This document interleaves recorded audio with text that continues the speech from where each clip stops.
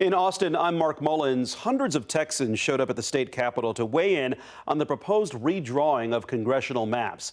Lawmakers held a hearing to gather feedback about redistricting. President Donald Trump wants Texas to create 5 more Republican seats in the U.S. House of Representatives. The DOJ sent letters to Governor Greg Abbott and Attorney General Ken Paxton, raising concerns that 4 districts were previously drawn based on race.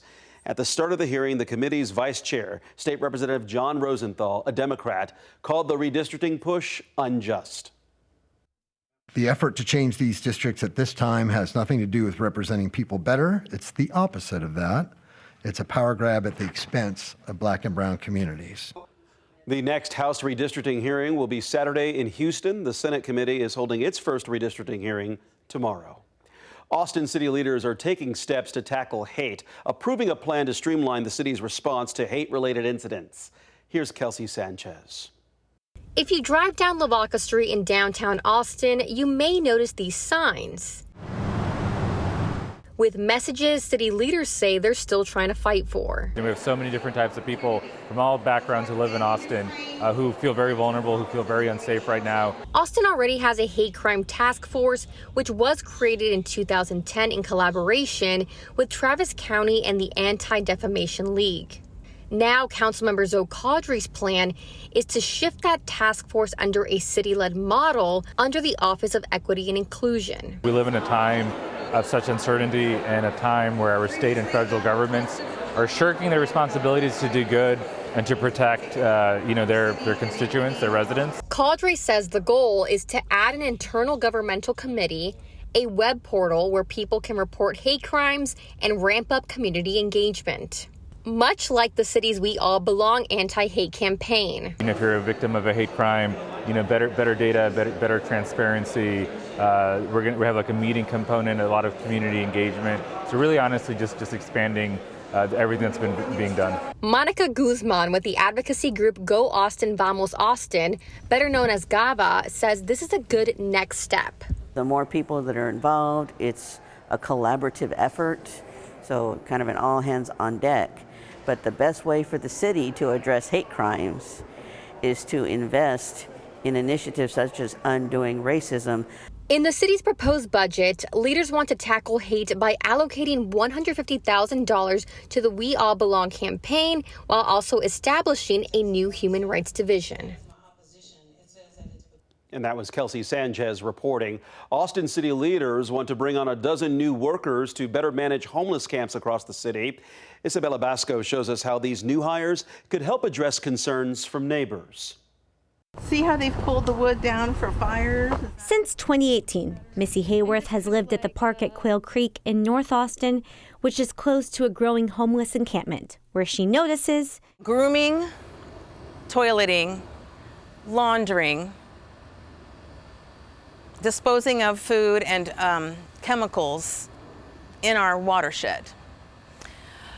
Often there is nudity and defecation in view of our residents' windows. Hayworth says it's come to the point where it disrupts her and her neighbors' quality of life, afraid to walk with their strollers or dogs. I think their lack of well-being is a little unsettling to us that wish them well and wish them to have a better day and a better place to sleep. Director of Austin Homeless Strategies and Operations, David Gray, says his office gets about 700 requests a month to help people experiencing homelessness. Right now, the office has 2 full-time staff who are dedicated to responding to those requests.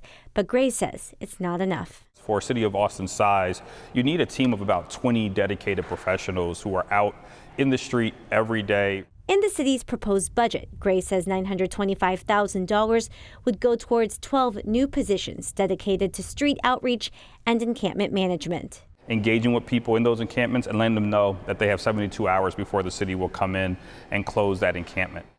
Whether it's through these 12 new positions or some other kind of solution, Hayworth says something needs to be done to address these encampments. This is more complex than what a police officer should have to do. Finding ways to help those who are unprotected and unhoused. Reporting in Austin, Isabella Basco for KVUE News. Austin leaders are moving forward with a plan to create a hotel and convention center next to a major racetrack in eastern Travis County, but some have mixed reviews about it. City leaders say the goal is to attract more people to major events like the Formula One U.S. Grand Prix. So the city is considering acquiring 21 acres of land near the Circuit of Americas. The hotel would have 1,000 rooms, while the convention center would cover 460,000 square feet. A Houston-based developer called Rita would build it and then turn ownership over to the city. This would be required in order for the project to get state tax rebates. The developer says this would still go through reviews and environmental studies, but some Austinites want leaders to slow down the process. Please stop spending the people's money that's not yours to spend. Halt this project and let the citizens of Austin vote on it. This is a huge commitment until 2055. And you guys just tore down a convention center that was perfectly usable that also wasn't even paid for yet. Mayor Watson said that this wouldn't conflict with the work going on at the downtown convention center. The Hot Summer Nights Festival is underway in the Red River Cultural District in downtown Austin. It is the 8th year Austinites can come listen to some local bands for free. Malia Masumoto explains how the event is helping keep local businesses and musicians here in Austin. During the day, it's these temperatures that just keep rising, but at night, it's the volume that's gonna rise. It started as just a way to combat kind of the slower times and bring people down to enjoy free music. 8 years ago, the free Hot Summer Nights Music Festival popped onto the scene. Just 7 venues were involved that first year. Now there's more than 15 spots and 150 plus local musicians performing. Well, every January, the Red River Cultural District also puts on a similar festival, Free Week. But this year, they both almost didn't happen because of funding struggles until Austin City Council stepped in.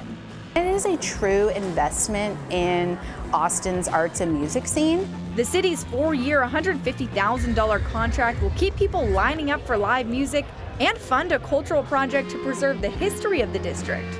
The Red River Cultural District selected a research team that'll create a story map of the area for people to eventually walk through. See some signage on a building, maybe scan a QR code and read more about what that building used to be, what musicians may have played there, kind of contribute to the bigger history of music here in Austin. Because anything that brings people down to this street, ability to leverage each other and bring a crowd of 15 to 20,000 people down over 3 days is a huge impact. Keeps these local businesses around and the musicians still strumming. Those are the headlines in Austin. I'm Mark Mullins.